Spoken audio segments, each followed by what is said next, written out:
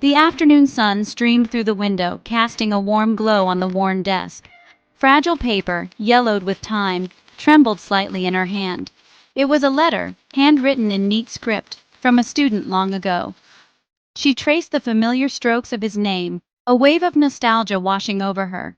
But it was the simple sentence within that brought a lump to her throat. Cảm ơn cậu đã từng hiểu em. Thank you for understanding me. She closed her eyes, the words echoing in the silence of her small apartment. Memories, vivid and bittersweet, unfurled in her mind. Each one, a brushstroke painting a portrait of a boy, struggling yet determined, lost yet found. The boy was Nam, and he had been a puzzle, a quiet enigma in her classroom years ago.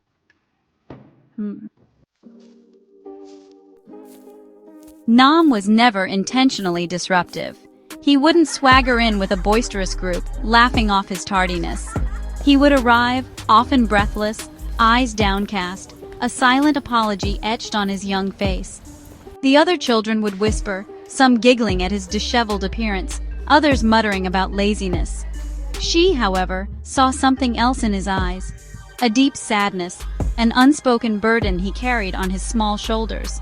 He was a bright student, eager to learn even when exhaustion clouded his eyes. His answers, though hesitant, revealed a sharp mind. Yet every day the same pattern repeated.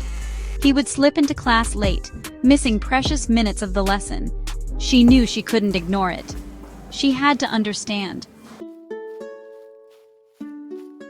One cool morning, she decided to visit Nam's home.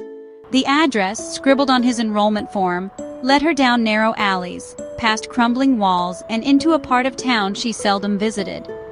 His home, a small shack with a leaky roof, sat precariously on the edge of a polluted canal.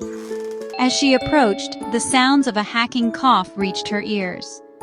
Peeking inside, she saw Nam, his brow furrowed in concentration as he stirred a pot over a small fire. He looked up, startled, his cheeks flushing with shame. Then she saw her. His mother, frail and pale, lay on a makeshift bed in the corner, her chest convulsing with each cough. In that instant, everything became clear. Nam wasn't lazy. He was simply a devoted son shouldering responsibilities far beyond his years. She left that day without a word to Nam, but with a heart full of understanding. The next day she placed a note on his desk. Am comme ça, chi la coach huem.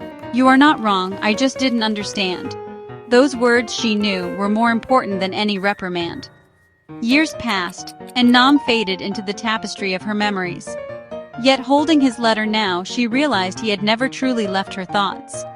He had become a doctor, the letter proudly proclaimed. He dedicated his success to her, the teacher who saw beyond his tardiness and recognized the silent struggle of a young boy. As a tear rolled down her cheek, she whispered, "No, Nam, it was you who taught me the true meaning of understanding."